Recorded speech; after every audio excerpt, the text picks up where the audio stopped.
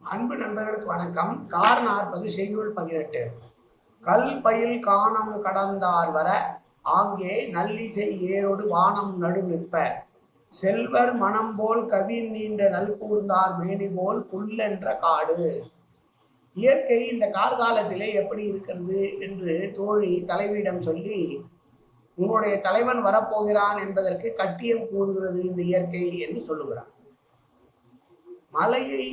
மலை நெருங்கிய காட்டை கடந்து பொருளீட்டுவதற்காக சென்ற தலைவன் வருகிற காலம் இப்போது வந்துவிட்டது பார் என்று சொல்லி, மேகங்கள் எங்கும் பெய்வதனாலே ஒளிவிழந்து இருந்த அந்த காடுகள் எல்லாம் மனம் உள்ளவர்கள் மனம் போல அழகாக இன்றைக்கு மிளிர்கிறது, செழித்திருக்கிறது.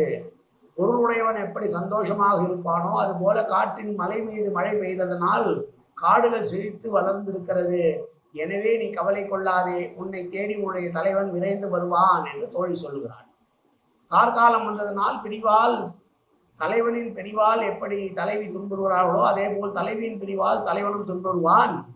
பணம் சேர்ப்பதற்காக சென்றவன் இப்போது வரப்போகிறான் என்பதற்கு கட்டியம் கூறுவது போல, மலையின் மீது மழை பெய்ததனால் காடுகள் செழித்திருக்கிறது. எப்படி பணம் உள்ளவர்கள் மகிழ்ச்சியாக இருப்பார்களோ அதுபோல் உள்ளது. எனவே இந்த இன்பமான சூழ்நிலையில் உன்னுடைய தலைவன் உன்னை நோக்கி வருவான் என்று தோழி சொல்லுகிறாள். மீண்டும் செய்யுள். கல் பையில காணம் கடந்தார் வர ஆங்கே நல்லிசை ஏரோடு வானம் நடு நிற்ப செல்வர் மனம் போல் கவின் நீண்ட நல்கூர்ந்தார் மேனி போல் புல்லென்ற காடு. நன்றி, வணக்கம்.